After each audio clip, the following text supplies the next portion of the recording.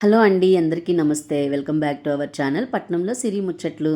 నేను ఫస్టు నిద్ర లేచి బయటికి రాగానే వాకిలంతా ఊడ్చేసి, ముగ్గు పెట్టేసి, ఇంకా ఆ తర్వాత లోపల పనులైతే స్టార్ట్ చేస్తాను. శుక్రవారం వస్తే ఇంకొంచెం పొద్దున్నే లెగుస్తాను.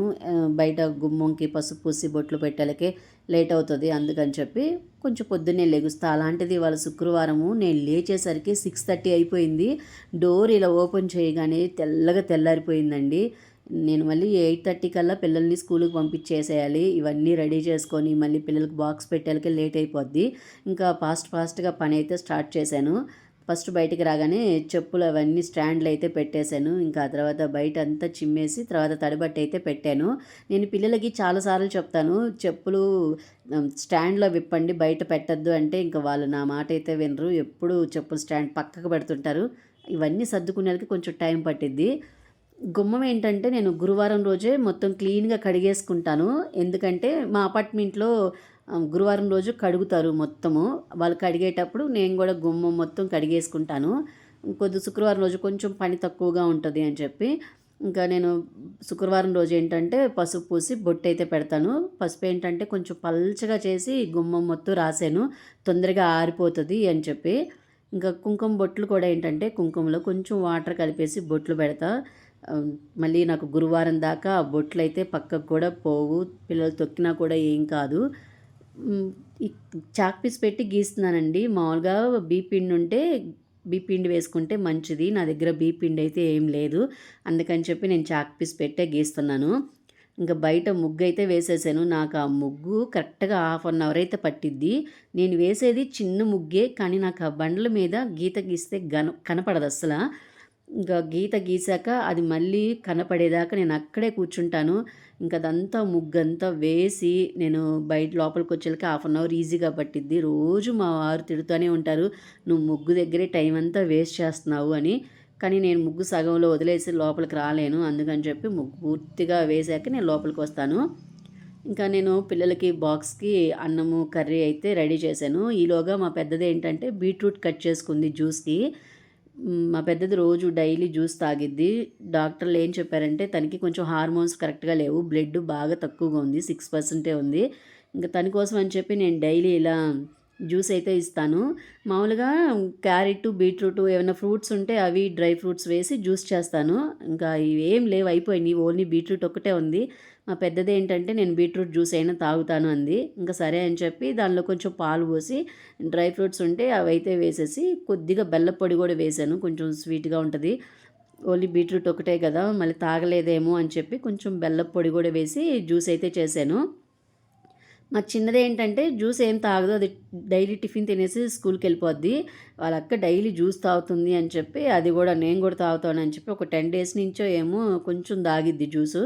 మా పెద్దది కూడా ఎక్కువేం తాగదు. ఒక చిన్న కప్పులో తాగిద్ది. నేను అది తాగి కొంచెం టిఫిన్ కూడా తిను అంటే ఇంక అది టిఫిన్ అయితే ఏం తినదు. ఓన్లీ ఆ జ్యూస్ తాగేసి ఇంక స్కూల్‌కైతే వెళ్ళిపోద్ది.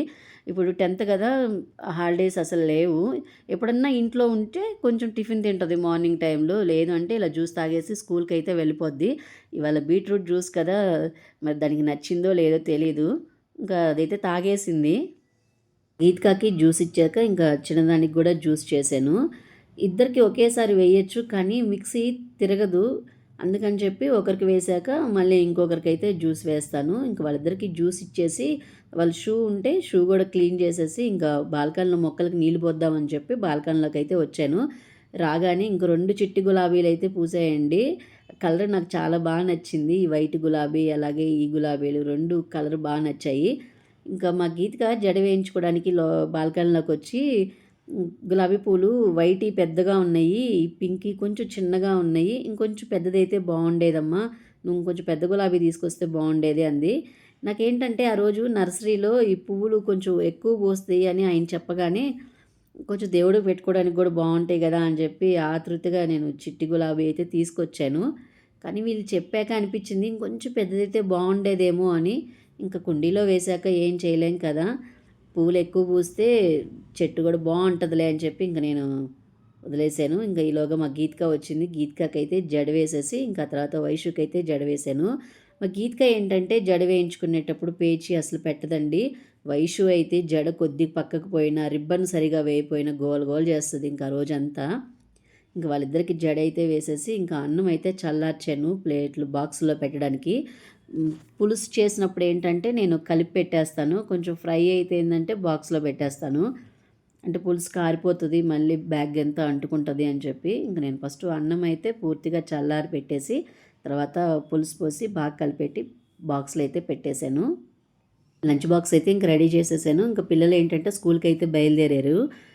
8:30 కల్లా స్కూల్కి వెళ్ళాలి. కాకపోతే గీతికాకి వేరే క్యాంపస్కి పంపిస్తున్నారు కాబట్టి 8:10 కల్లా స్కూల్కి అయితే బయలుదేరిద్ది. నేను ముందుగానే షూ పాలిష్ చేశాను కాబట్టి ఇంకా షూ వేసేసుకొని స్కూల్కి అయితే బయలుదేరారు. వాళ్ళు డైలీ నాకు వెనక బాల్కనీలో బాయ్ చెప్తారు. అందుకని చెప్పి వాళ్ళు స్కూల్కి బయలుదేరగానే నేను బ్యాక్ సైడ్కి వెళ్ళి నుంచుంటాను. నాకు బాయ్ చెప్పేసి స్కూల్కి అయితే వెళ్తారు.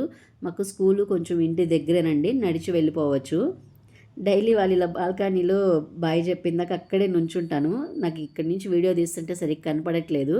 ఇంకా వాళ్ళని స్కూల్కి అయితే పంపించేసి నేను ఇంకా టీ తాగేసి కొద్దిసేపు కూర్చుందాము అని చెప్పి నేను ఇంకా టీ అయితే పెట్టేసేసుకొని టీ తీసుకొని బాల్కనీలోకి వచ్చి కూర్చున్నాను. నాకు ఎక్కువ ఈ బాల్కనీలో కూర్చోవడమే ఇష్టము.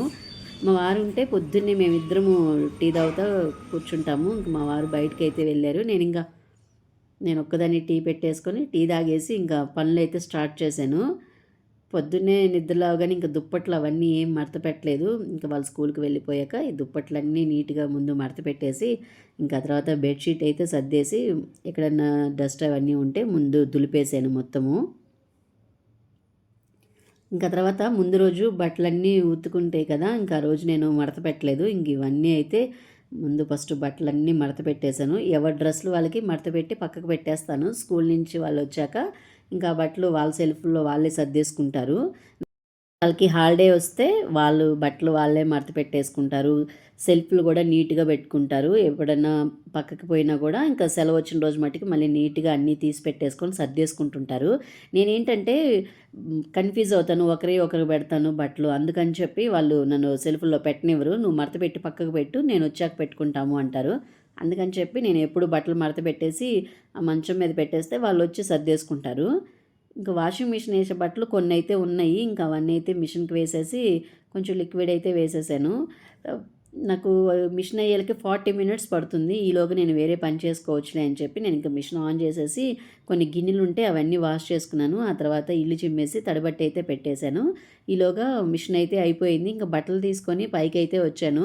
కింద బాల్కనీలో ఆరేస్తే ఏంటంటే 2 రోజులకు ఆరుతాయి. మాకు కొంచెం వెంటిలేషన్ తక్కువ ఉంటుంది. అందుకని చెప్పి ఇంక నేను బట్టలన్నీ పైకి అయితే తీసుకొచ్చి పైన అయితే ఆరేసాను. పైన తీగలన్నీ ఖాళీగా ఉన్నాయి. ఇంకా నేను ఒక్కదాన్ని అక్కడ ఆరేసాను.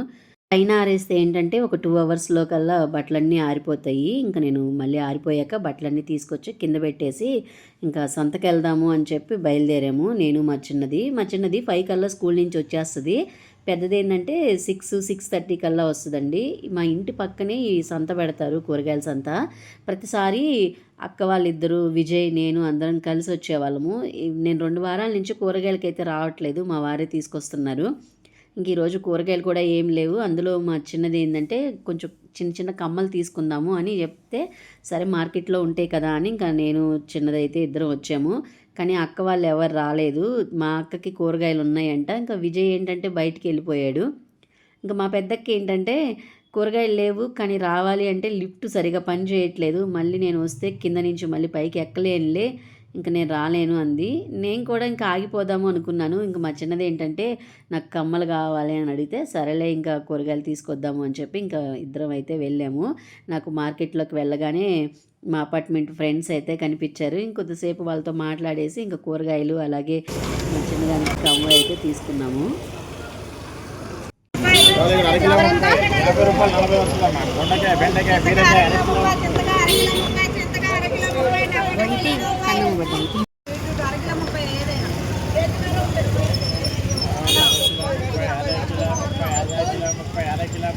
ఏదైనా రావాలి ఇక్కడ అరకిలో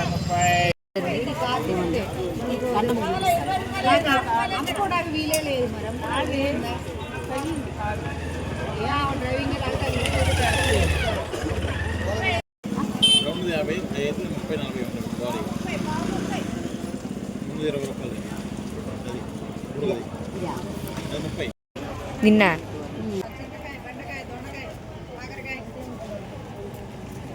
ఏదైనా 30 30, దొండకాయ, బెండకాయ, బీరకాయ రావాలి ఇక్కడ ఏదైనా అరకిలో 30.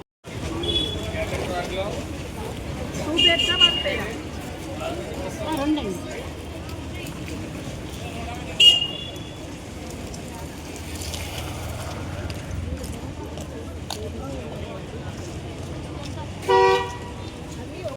ఇంకా కూరగాయలన్నీ తీసేసుకొని ఇంటికైతే వచ్చాను. నేను ఇంటికి వచ్చేటప్పుడు వెయిట్ ఆగలేదు. ఆ సంచి కాడలు కూడా ఊడిపోయాయి. ఇంకా అలాగే పట్టుకొని ఇంటికైతే వచ్చేసాను. ఇంకా నేను ఏమేమి కూరగాయలు తీసుకున్నాను, కాస్ట్ ఎంత పడింది అనేది నేను మీకు ఈ వీడియోలో చెప్తాను. టమోటాలు ఏంటంటే ఒక్కొక్క బండి దగ్గర ఒక్కొక్క రేట్ ఉంది. నేను తీసుకున్న దగ్గర అయితే ఏమో 40 రూపీస్ పడ్డాయండి టమోటాలు కేజీ. ఒక దగ్గర అయితే 50 రూపీస్ ఉంది. నేను ఇంకా చూసుకొని 40 రూపీస్ అయితే తెచ్చుకున్నాను. ఆ తర్వాత క్యాలీఫ్లవర్ ఏంటంటే 40 రూపీస్ అండి. 50 చెప్పారు కానీ 40కే ఇచ్చారు. నేను రేట్ అయితే ఏమి అడగలేదు. ఆయనే తగ్గించి ఇచ్చారు. ఇవైతే ఉసిరికాయలు. ఇవేంటంటే అర కేజీ వచ్చి 30 రూపీస్కి ఇచ్చారు. నేను ఒక హాఫ్ కేజీ అయితే తీసుకున్నాను. ఇంకా కాకరకాయలు ఏంటంటే హాఫ్ కేజీ 30 రూపీస్ అంట. నేను ఇవి ఒక హాఫ్ కేజీ అయితే తీసుకున్నాను. ఇంకా పిల్లలకి జ్యూస్కి కావాలి కదా అని చెప్పి బీట్రూట్ తీసుకున్నానండి. బీట్రూట్ ఒక హాఫ్ కేజీ తీసుకున్నాను. కొంచెం ఆన్లైన్లో తక్కువగా ఉన్నాయి. అందుకని చెప్పి సరే ఇంకెట్లా వెళ్ళలేను కదా అని ఒక హాఫ్ కేజీ తీసుకున్నాను బీట్రూట్. తర్వాత దోసకాయలు ఏంటంటే 30 రూపాయలు పడ్డాయండి హాఫ్ కేజీ. కేజీ అయితే 60 రూపాయలంట. క్యారెట్ అయితే కేజీ 100 రూపాయలు ఉంది. నేను హాఫ్ కేజీ తీసుకున్నాను జ్యూసుల్లో కావాలి కదా అని. ఇంకా బంగాళదుంపలు అంటే ఆలు వచ్చి కేజీ 40 రూపీస్ అంట. నేను ఒక హాఫ్ కేజీయే తీసుకున్నాను. ఇంకా రబ్బర్ బ్యాండ్స్ అలాగే చిన్న కమ్మలు అయితే తీసుకున్నాను. స్కూల్కి గోల్డ్ కమ్మలు పెట్టుకోరానివ్వరు. నేను పిల్లలిద్దరికి ఏంటంటే వెండి రింగులు తీసుకున్నాను. కానీ మా చిన్నది ఎక్కడో పోగొట్టిందండి ఒక రింగు. నాకు అది ఇంకా కనపడలేదు. అప్పటి నుంచి నేను చిన్న చిన్న కమ్ములు పెట్టి స్కూల్కి పంపిస్తుంటా. కానీ అది 2 రోజులకు ఒకసారి స్కూల్లోనో లేకపోతే ఎక్కడో బయటైనా పోగొడుతుంటుంది ఆ కమ్మలు. ప్రతిసారి చిన్న చిన్నవి కొంటానే ఉంటాను. నాకు అవి 20 రూపాయలు పడిందండి జత వచ్చి. ఇంకా రబ్బర్ బ్యాండ్స్ అయితే 30 రూపీస్ పడ్డాయి. నేను ఒక చిన్న క్లిప్ కూడా తీసుకున్నాను. ఆ క్లిప్ కూడా 30 రూపాయలు పడిందండి. ఇంకా తర్వాత వచ్చేటప్పుడు ఆకుకూరలు తీసుకున్నాను. కానీ వాళ్ళ మార్కెట్లో ఆకుకూర అసలు బాగలేదు. ఎప్పుడైనా నేను తీసుకుంటే కొయ్యి తోటకూర తీసుకుంటాను. నార్మల్ తోటకూర అయితే అసలు తీసుకోను. నాకు అసలు నచ్చదు. మా ఊర్లో బాగుంటాయండి. మా సైడు ఆకుకూర బాగుంటుంది కానీ ఇక్కడ కొంచెం ఆకుకూర కొంచెం నాకేంటో చేదుగా అనిపిస్తుంది. అందుకని నేను వేరే ఆకుకూర తీసుకోను. ఓన్లీ కొయ్యి తోటకూర తీసుకుంటా. ఇంకా ఎక్కడ బాగలేదు. ఇంకా సరే వచ్చేటప్పుడు ఒక బండి దగ్గర ఉంటే కొంచెం తీసుకున్నాను. అది ఇంటికి వచ్చాక చూస్తే మొత్తం తోటకూర అంతా పువ్వు వచ్చేసింది. బాగాలేదు. ఇంకా సరే తీసుకొచ్చాం కదా అని చెప్పి ఇంకా చిన్నగా అన్నీ అయితే ఒలిచేసాను. నేను ఏంటంటే ఆకుకూరలు తీసుకొచ్చిన రోజు నెక్స్ట్ రోజే వండేస్తాను. ఎందుకంటే మా ఫ్రిడ్జ్లో పని చేయదు, ఆకుకూర పాడైపోద్ది వెంటనే. అందుకని చెప్పి నేను తెచ్చిన నెక్స్ట్ రోజు మటుకి ఆకుకూరలు తీసుకొస్తే వండేస్తానండి. ఇంకా గోంగూర అలాగే తోటకూర అయితే తీసుకున్నాను. నేను అవి 2 కలిపి వండుతాను. కొంతమందికి తెలీదు గోంగూర తోటకూర కలిపి వండొచ్చు అని. మా అపార్ట్మెంట్లో ఎవరికైనా చెప్తే అవి 2 కలిపి వండుతారా అని అడుగుతారు. మా ఊరు సైడ్ ఏంటంటే గోంగూర తోటకూర కలిపేసి వండుతారు. బాగుంటుంది పుల్ల పుల్లగా. ఒక్కొక్క ఊర్లో ఒక్కొక్క రకంగా చేసుకుంటారు. ఇంకా మేమైతే ఇలాగే చేసుకుంటాము. ఇంకా కూరగాయలన్నీ సర్దేసి ఇంకా అవన్నీ అయితే ఫ్రిడ్జ్లో అయితే పెట్టేశాను. నేను ఉసిరికాయలు అయితే తీసుకొచ్చాను కదా.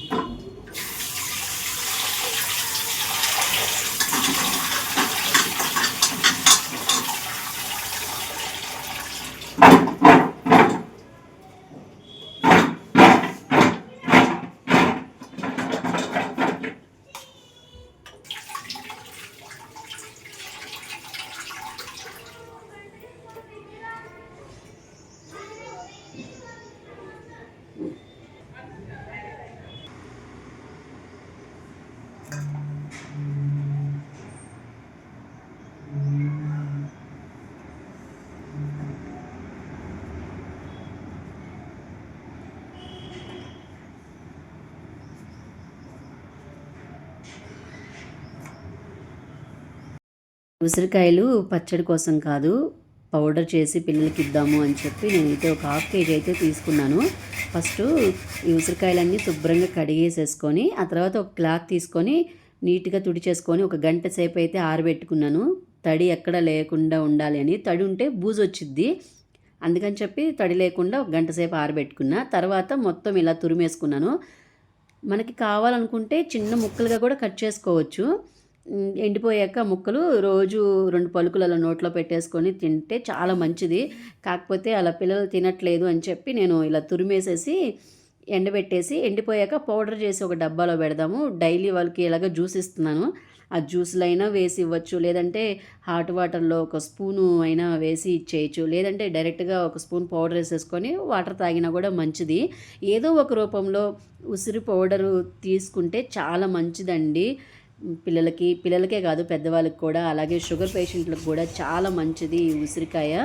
మనకి ఉసిరికాయలు దొరికితే మటుకి మిస్ అవ్వకండి. ఉసిరికాయలు డైలీ 2 తింటే చాలా మంచిది. ఒకవేళ ఎప్పుడు దొరకవు అనుకోండి, మనకు దొరికినప్పుడు ఇలా స్టోర్ చేసి పెట్టుకోవచ్చు, పౌడర్ చేసుకోవచ్చు, లేదంటే చిన్న చిన్న ముక్కలుగా కట్ చేసేసుకొని ఎండబెట్టేసుకొని అవైనా సరే డైలీ తినచ్చు. దీనిలో విటమిన్ సి ఉండడం వల్ల మనకి హెల్త్కి చాలా మంచిది. చాలామందికి జుట్టు ఎక్కువ ఊడిపోతుంటుంది కదా, ఈ ఉసిరికాయ పౌడర్ కానీ ఉసిరికాయ కానీ డైలీ తినడం వల్ల హెయిర్ ఫాల్ అనేది చాలా వరకు కంట్రోల్లో ఉంటుంది. ఈ వీడియో మీకు ఎలా అనిపించిందో కింద కామెంట్ సెక్షన్లో అయితే చెప్పండి. వీడియో నచ్చితే ప్లీజ్ సబ్స్క్రైబ్ చేసుకోండి. పట్నంలో సిరి ముచ్చట్లకి.